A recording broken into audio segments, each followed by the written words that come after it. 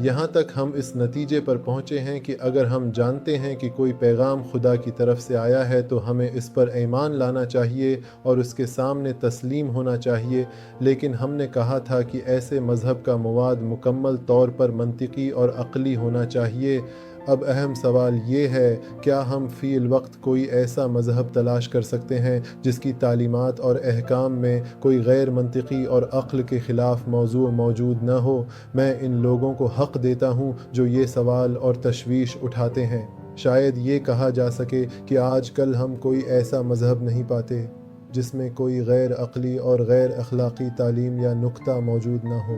البتہ یہ بات کسی بھی مذہب کے پیروکاروں کو خوشگوار نظر نہیں آتی، کیونکہ ہر مذہب کے پیروکار اپنے مذہب کو عقلی، اخلاقی اور مکمل طور پر منطقی سمجھتے ہیں اور باقی کو غیر عقلی مواد پر مشتمل شمار کرتے ہیں۔ لیکن وہی فرد جو اپنے مذہب کو عقلی اور اخلاقی سمجھتا ہے، اگر دھیان دے تو دیکھے گا کہ اسی مذہب میں اختلاف آراء اور مختلف تشریحات کی وجہ سے اسی مذہب کے پیروکار ایک دوسرے پر غیر اخلاقی، غیر منطقی اور غیر عقلی باتوں کا الزام لگاتے ہیں۔ یہ اختلافات ظاہر کرتے ہیں کہ یہاں تک کہ وہ مذہب بھی ایسے نقصان سے محفوظ نہیں رہا۔ اسی بنیاد پر شاید کچھ لوگ کہیں ہمیں اطمینان ہو گیا، کیونکہ ہم نے کہا تھا کہ اگر کوئی پیغام خدا کی طرف سے ہے تو لازمی منطقی ہے۔ اب جب ہم کتنا بھی تحقیق کریں ایسی چیز نہیں ملتی تو ہم مذہب کو ایک طرف رکھ دیتے ہیں اور کسی مذہب کی پیروی کرنے کی ضرورت نہیں۔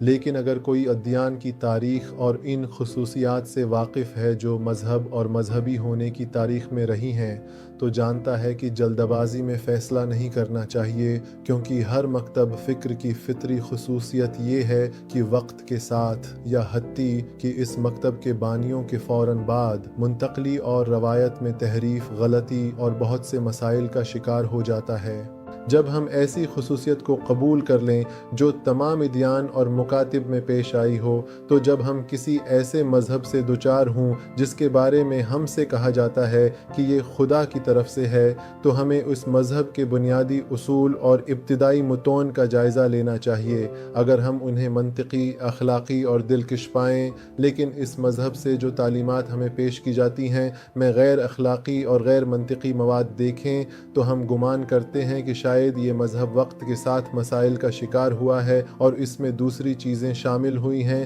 یا تحریفات پیدا ہوئی ہیں۔ لہٰذا ہم محض اس وجہ سے کہ کسی مذہب میں مسائل نظر آتے ہیں اسے قطعی طور پر رد نہیں کر سکتے یا مکمل طور پر ایک طرف نہیں رکھ سکتے۔ یہاں اگر ہم اس مذہب کے اصل متون کا حوالہ لیں اور انہیں مفید، دلکش، منطقی اور اخلاقی پائیں، تو اب بھی اس کے الہی ہونے کا امکان موجود ہے اور ہمیں جانچ پڑتال جاری رکھنی چاہیے۔